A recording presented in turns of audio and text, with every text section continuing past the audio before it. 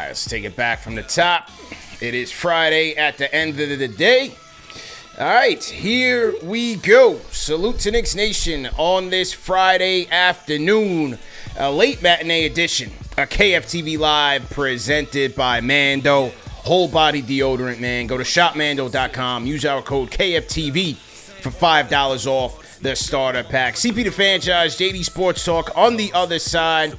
I told you we're going to keep it a little light today. It is the dog days of the off season.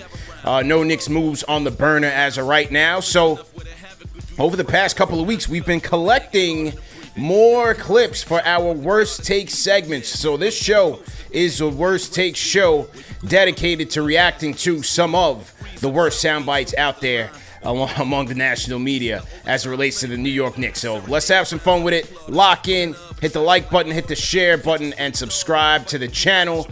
KFTV simulcast, YouTube, Twitter, Facebook as well. Salute, salute. Happy Friday, everybody. So let's get right into it, man. JD, corporate JD today, man. How you feeling, man? As you can see, we're good now. As you can see, I'm business ready, man. I'm ready for those road games, in the season where we go in, ready for business. So yeah, excited for this show. Let's get it going. Well, the Knicks are taking it up a notch, so we got to level up too, and you know what I'm saying. So I don't know. I might have to throw the button up on more than just a little bit next season as we head towards maybe another 50 burger. Vegas is talking. They up in the ante a little bit, if you know what I mean. So we got a lot of time to get to that. But let's get to worst take, if you will, and we got to start with the Brunson contract, man. The Brunson contract extension made shockwaves throughout the NBA. Jalen Brunson signing a 4-year, $156 million extension with the New York Knicks, and the reactions around the NBA landscape were not so favorable, man. Let's start off with a guy who is known for his riveting and smart takes, Paul Pierce. Let's hear Paul Pierce on the Skip Bayless show, Undefeated. Let's hear what he had to say. It's hard to hear, Skip. Yeah, what you say, $113 million he left on the table? Yeah. You left $113 million? Oh, hang on. That sound right. Did I say 113? What? Hey, listen, I get it. You want to win a championship, but that don't guarantee you a championship. They gonna love you in New York. Well, he should have just did what LeBron did. Take a pay cut. LeBron took a pay cut, right? You know how much his pay cut was? Like what, 2-3 million? 2.4, I think it was. But it was 1.3 this year, 1.3 next year. Yeah, LeBron took a pay cut. 1 million. Hey, $113 million pay cut. That's money you're not gonna get back, Skip. I don't think I've ever, in my history of knowing the league and knowing the numbers, I've seen somebody take this type of discount. It's not about the number 113 because obviously the contracts are a lot bigger, but the percentage of what he could have got based on what he got, I've never seen that disparity. No, not out the gate. Out the gate. Maybe they're giving him something under the table. Maybe he got free rent. It's not. He must get free rent. He get free food. All right, that was Paul Pierce, the intellectual, on the Brunson contract. He doesn't get it, JD. I mean, it's pretty simple. We're trying to win a championship here. Jalen Brunson is trying to win a championship here. What no one has done since 1973. He gets it. And look, a lot of players would not do this. Go get the money, take care of your chicken, right? That's what Marshawn Lynch would say. But Brunson, he wants immortality, bro. There's a difference. There is a difference. And I don't think Paul Pierce it's not that he can't make the money back. He can make the money back when he has the opt-out in 27, 28, and then go for even more. I believe the number was like 5 years, $400 million. The cap is going up. The TV deal's kicking in, $76 billion deal. I think it's a worthwhile gamble. Absolutely it is for him, especially, they were so close last year with an injury-riddled team in the playoffs. You're talking about, Game 7 at the Garden, where even with the injuries they had, they were one game away from the ECF. And, depending on how the beginning of Game 7 goes, you never know. Like, we could say, does Jalen Brunson play hurt in the ECF? Or maybe he doesn't even get hurt, depending on how the game begins. And you're so close when you're looking at an era where there's no Kobe. There's no LeBron in his prime in Miami. Like, there's no one in the East, really, that I lose sleep over. That gives me, like, true nightmares. The Celtics are assembled as a team. Notice when we analyze the Celtics, we don't really say, "Oh my God, what are we gonna do to defend Jason Tatum? He's gonna, it's gonna be so difficult to defend him." Like, yes, they have a collection of good players, a very high end players, and therefore they're a very difficult team to beat. That's why they're the champs. And Jalen Brunson understands the era that we play in. He understands this window also of parity in the East. And he also understands that in order to, potentially win the championship, you need a collection of players. Remember, the super team era is pretty much over. The Phoenix Suns, that experiment is nearing an end of assembling high-priced, quote-unquote superstars, even past their 30s, and thinking that is the recipe for a championship. A lot of people forget the whole Miami thing. Just analyze those players. Those were like the top of the top players. Yeah. You can't just get like 3 good players and think it's going to work. You have to get like the best in order to assemble a true super team. And then, the economics of the new CBA.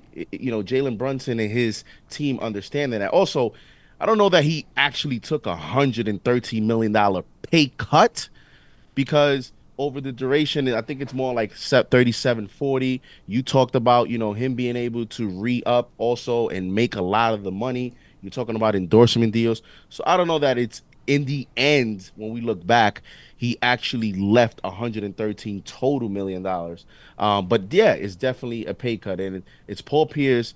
All the parties he does, CP, you know about that, all the parties he does, ask ESPN. Maybe he's thinking about what he would do with the money, because Paul Pierce is a big spender of money, and sometimes you have people that just know how to maximize the money that they have, and I'm sure Jalen Brunson has a good team behind him. He has good advisor. Rick Brunson, although he didn't make that much money, Rick Brunson still understands what it is to live a certain lifestyle and have expenses, taxes. A lot of this stuff goes into personal stuff that fans are not privy to. They don't get access to investments, just everything that goes into maximizing the money. And I think all of that went into play in Jalen Brunson making this financial decision. Well said, man. Now we got to get to Rob Parker, longtime NBA journalist Rob Parker. This is on his show on FS1, The Odd Couple. Here was what Rob Parker had to say about the Brunson extension. We're going to react to it after this. Here we go. It's dumb. It's absurd. Do you know how much James Dolan, who owns the Knicks, is worth? Billions. $2 billion. $2 billion with a B. And they're helping the Knicks do what? Do what? Win a championship? Is that what you're doing by taking less money? There's a chance that Jalen Brunson, I know nobody wants to believe it, there's a chance he could be hurt, right, and never get another deal. There is a real possibility. Sure. Isaiah Thomas, who was with the Celtics, you remember that? Rushed back to play in the playoffs for them. Guess what happened, Martin? He got hurt. He was in the MVP voting that year. Got hurt, never got paid, still been trying to get back in the NBA for the last number of years. And all I'm saying is, come on, guys, stop doing this. Let the teams do their jobs. Get what you're entitled to.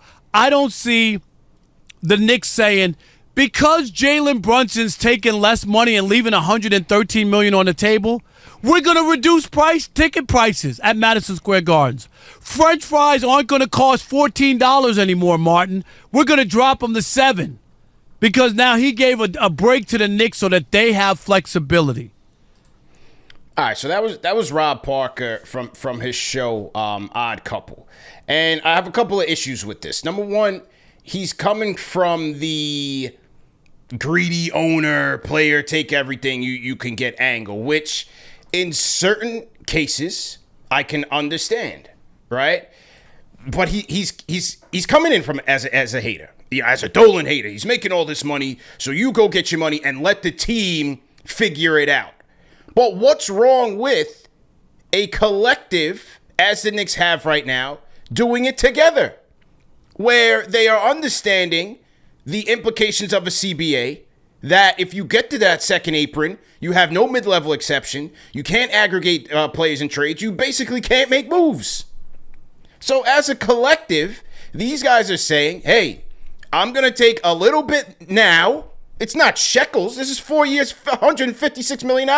It's not shekels. He's saying, I'm going to take a little bit less now. Mikhal's saying, hey, you're my guy. Leon's my guy. Maybe I'll take a little bit less now, so that we can have flexibility to be immortals. This is what it's about. Rob Parker's like, oh, it's a greedy owner versus this, that, and that. Look, Dolan's going to make his money regardless. Team valuations are going up. Look at the Celtics. They might be going for $6 billion. That'll be there. There's nothing wrong with Brunson sacrificing to take less for the betterment of the team. And the same Rob Parker that's saying, well, take your money and let the team do the rest. Guess what he'll be saying in a couple of years when Brunson does take all that money, the team is handcuffed and they can't win a championship. You overpaid them. The Knicks will be the Knicks. Dolan's always the worst owner. This, that, and the third. It's terrible management. So he'd be speaking on both sides of his mouth. That is why it's a ridiculous take. Your thoughts? You know why he's coming across also as a Dolan hater is because he also said, what are you going to get out of it? A championship? like Isn't that the point? He's minimizing the value. He's minimizing the whole purpose of the sport from a fan. And you could say that's a slap in the face to the fans because, yes, in this era, there are some players that play the game for the money, for the contract, all right? But for the most part, fans watch to see their favorite team get to the promised land, to get a championship, right? And when you talk about this market specifically, I mean, how do you criticize Jalen Brunson making this decision when you talk about the pressure, you talk about the market, and you talk about the history of this franchise, which for a market like New York, I mean, the last championship was in the 70s. So yes, that is a tremendous reason and is a primary reason why he's doing this. It's to be immortal. It's to be the king of New York. It's to, 30 years from now when he's sitting courtside, he's visiting the Garden. The Garden's going crazy. You never know. It's never been done. You never know if, we win a championship if, now we're talking about a statue somewhere for him. Like, it's an opportunity to build a legacy that, listen, and I love the Knick great CP, love, Walt Clyde Frazier and Willis Reed and all those guys. Amazing. But for the new age fans, he wins a championship here, and he's the main reason why. Listen, in a lot of people's fans, he can be the greatest Knick ever. Yeah. That would be worth that more level. Than most. Remember, one of the things that people say when it comes to the GOAT debate is LeBron, as generations come, a lot of people feel LeBron is going to just naturally overcome Jordan just because of the era of fans. Like, people are just going to be more relatable and just watch more LeBron. Like, as the years go by, Jordan becomes more and more and more extinct in the past, right? And so it's going to be the same thing for today's Knicks fans is they're just going to relate more to Jalen Brunson. So although while you say, yes, we can never put anyone over Clyde Frazier, we can never put anyone over Patrick Ewing, guess what? He wins a championship. A lot of new age fans will be doing that. That's just the facts. And Jalen Brunson, it's an opportunity for him to have a legacy that will be forever. And I also think, CP, a lot of these people don't really even understand the CBA. Right. They don't understand the aprons and the limitations. And Rob Parker saying that tells me he doesn't know exactly all the ins and outs of the limitations that you have of a franchise when you give out such and such. Just ask the Phoenix Suns. Right. Just look at the Milwaukee Bucks. Just look at these teams that have ridiculous contracts and they have a disappointing season. And guess what? There's no ways to get better. You're talking about, 35-year-old veterans. Even the Sixers had one big free agent, Paul George, and everyone else is Reggie Jackson, Eric Gordon. It's these, borderline washed up vets. So that's where you go to when you don't have flexibility in today's new CBA. So to me, it's a lack of knowledge of understanding the circumstances. And at the end of the day, bro, he's $100 million man. He'll be fine. And he's doing this all for legacy and for his friends. I'd even argue that him taking this money, I mean, just think about it, bro. He came on, he became a rock star by year 2. Made an all-star team, taking his team to the second round 2 years in a row. By doing this, he is theoretically extending his honeymoon period with the Knicks. Meaning, if he would have just waited until next year and taken a 5-year $269, and then, again, once you get that bag and you become the king, the expectations are going to go through the roof. Then the criticism comes. He's extending that a little bit. I think this is as much as a PR win for Jalen Brunson and his brand as it is for the Knicks and their prospects of winning the championship. That is key here in New York. I don't care what anybody wants to say. He's extended his lifeline in terms of, obviously, yes, this team's expectations are still going to go up collectively, especially with the guys that they brought in. But the personal criticisms that we typically will issue to that star of the team, he's extended it by making this sacrifice financially. And Rob Parker says, look, he could get hurt and miss out on the future bag. He could have got hurt this year, knock on wood, hopefully he doesn't. And maybe he doesn't get the full 5-year $269. So there's a risk both ways. So, even go back to a guy like a Tim Duncan. Several times, Tim Duncan made the 1 year, 2012, he took half of what he was due to make sure that the Spurs were able to retain their role players. It's not necessarily unheard of, but for certain players, a guy like a Brunson, this can go a long way, especially for the New York Knicks, man. And we also have to be another part of it, again, because sometimes when you make a decision like this, some topics that is never made public are topics that are kind of personal conversations between, for example, Jalen Brunson and his dad on, listen, you've become a superstar, but if we look at history, the way he's ascended, it's not like all that common either. Like the second round pick, coming off the bench, a few years, and then now all of a sudden, he goes to another franchise and he literally becomes a superstar, in his prime. Like when you look at that, you look at the history of these small players, bro, when you have the opportunity to have security, a lot of players should take it, because what I'm saying is, like the LeBrons and the Dwayne Wades, like those guys could take those risks. LeBron's been taking 1-year deals his whole life. Yeah. Even Kawhi has done it. Anthony Davis, and they still got paid because those guys are known as stars throughout. Like there's absolutely no risk in terms of a franchise saying he's not going to be a star tomorrow. And, he's 6'7", he's 6'10", he's 6'9". When you're 6'1", 6'2", there's risk with the beating he takes in the paint. You saw how he broke his arm. Like that injury to his wrist, nobody talks about because it was the last game of the season. But that right there is an example. What if that happens at the beginning of the year or in the middle of the year? Like he's already taking a physical beating. Just look at Dwayne Wade. He went out a little bit earlier because of that. Look at Isaiah Thomas. Yeah. Isaiah Thomas had a similar type of trajectory. And then he had that hip injury, and he was done.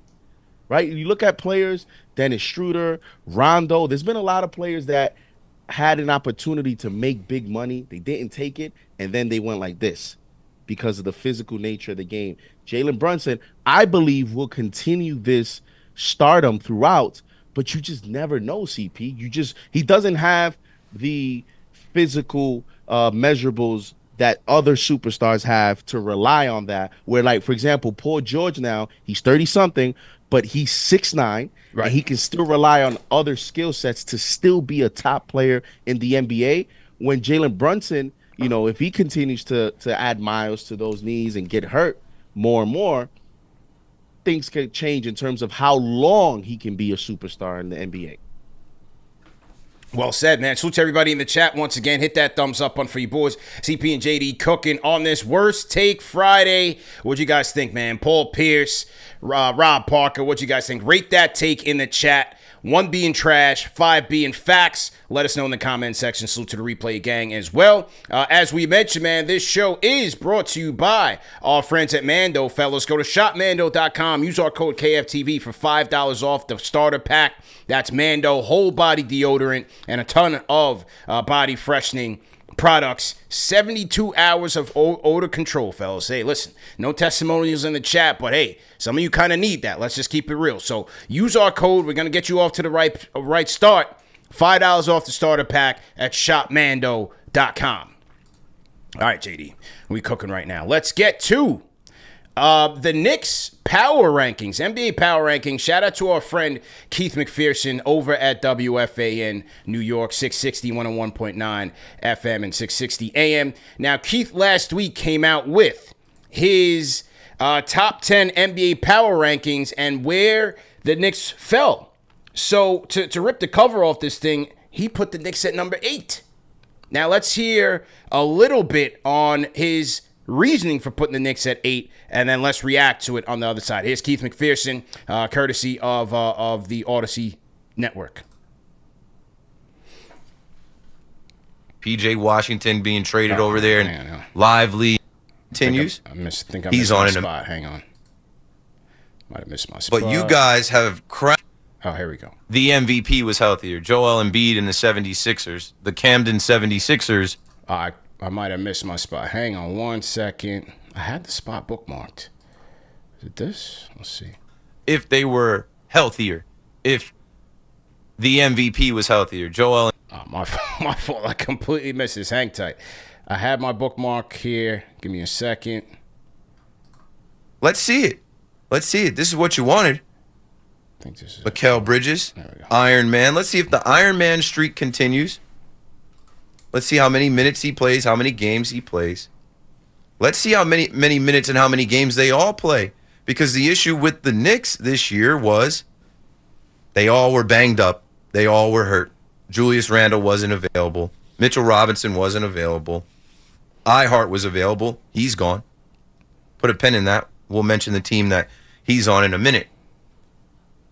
I get it that Jalen Brunson is the king of New York. I get it that Jalen Brunson did something we literally never see, and he's got everything.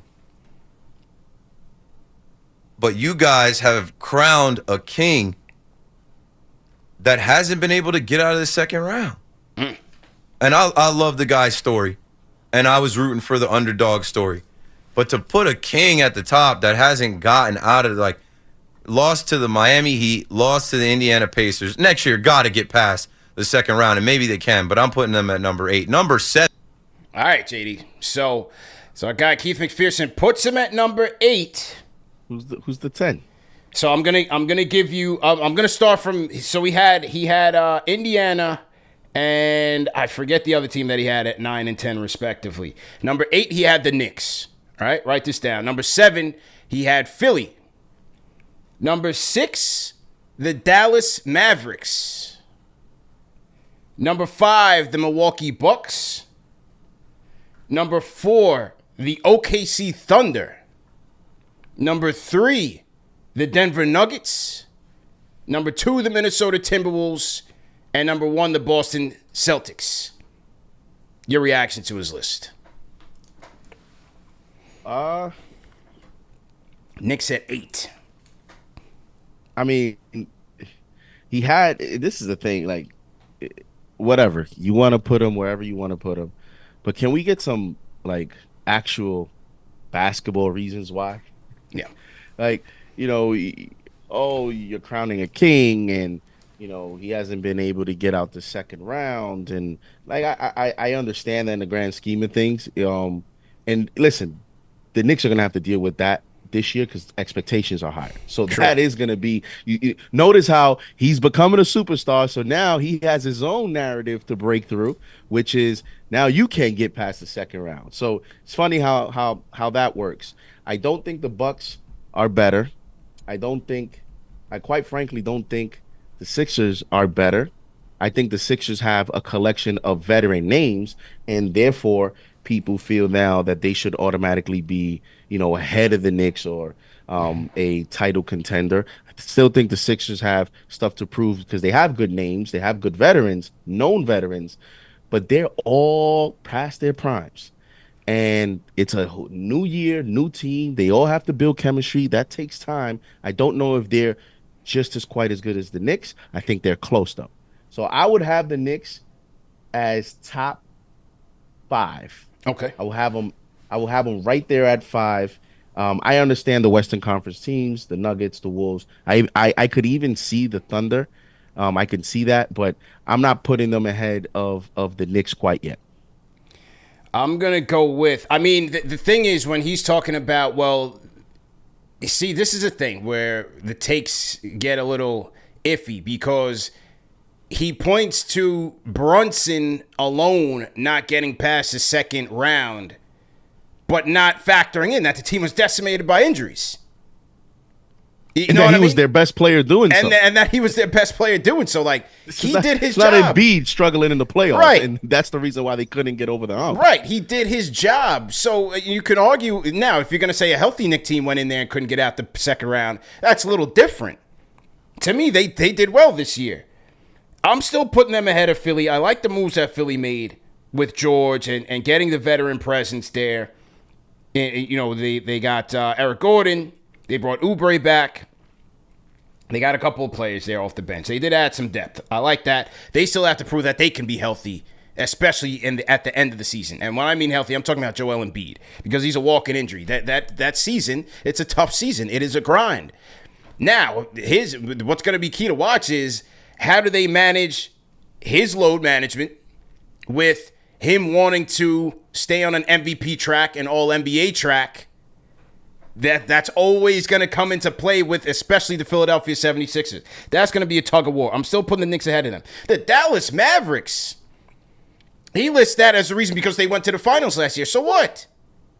They went to the finals last year. You could argue that they got worse defensively with the loss of Derrick Jones. You're going to talk to me that Klay Thompson, Kyrie Irving, and Luka Doncic are going to allow you to be a plus defense. You're putting a lot of faith in P.J. Washington, Gafford, and Derek Lively to hold it down on the back end because they might as well be the Dallas Matadors, right? Like, offensively, they'll be fine.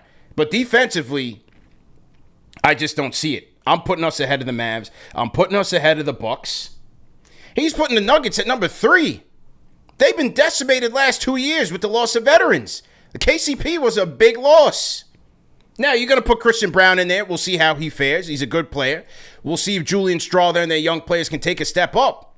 And they just announced a blockbuster signing of Russell Westbrook. So we'll see if Brody can pick up the pace off the bench. But I think the Nuggets are taking hit after hit here. I'm not just going to crown them third in the NBA when they looks like they could be wounded here.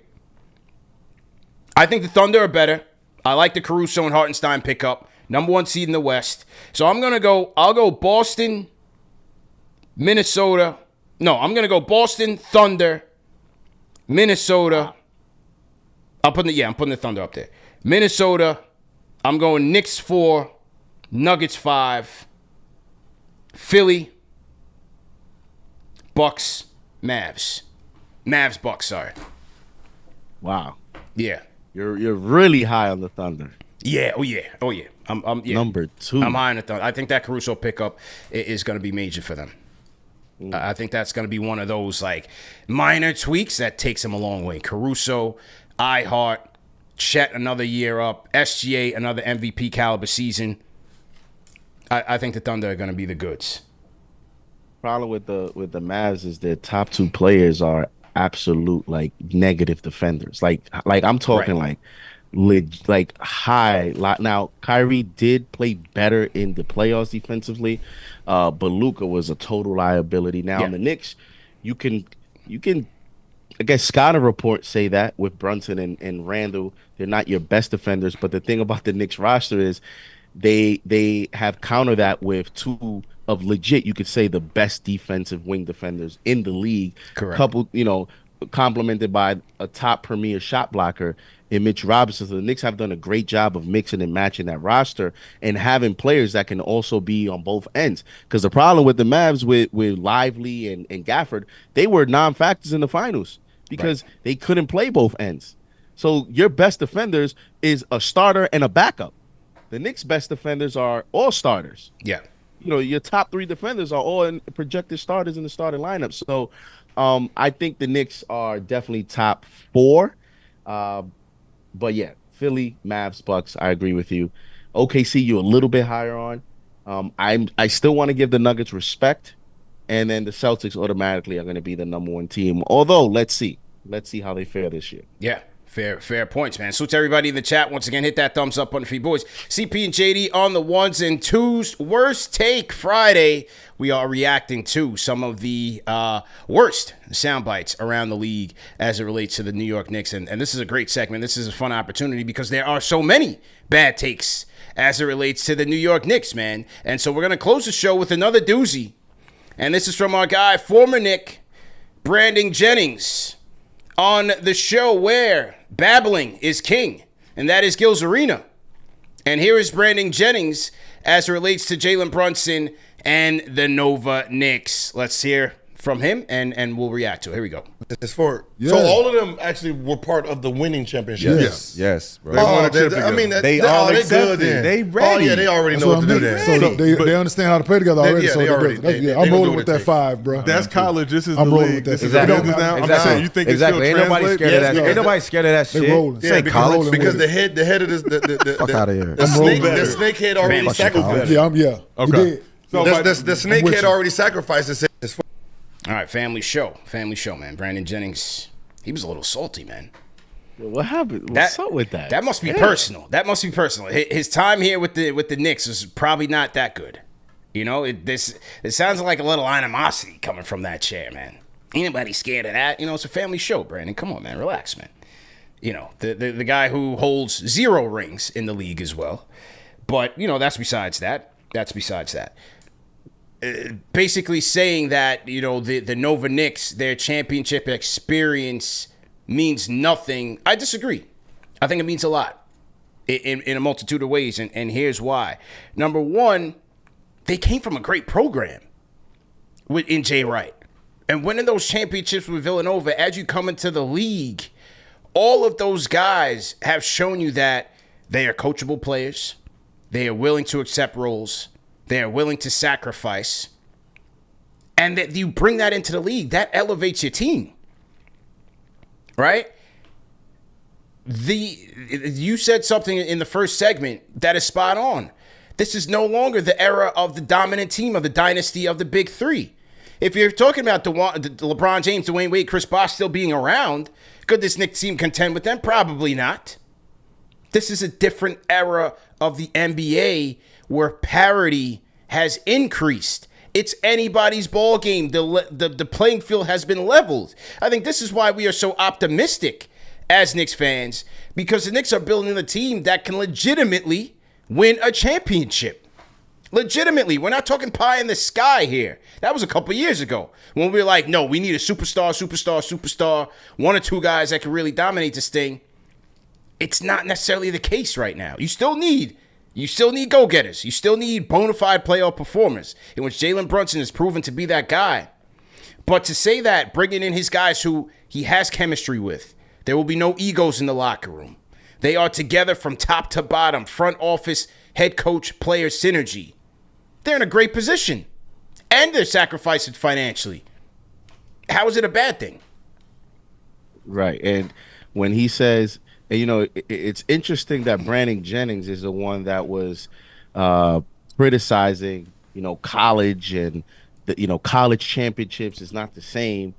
I mean, he didn't even get that experience. So I don't know if he's salty about that because, we know he went overseas. He didn't get that experience.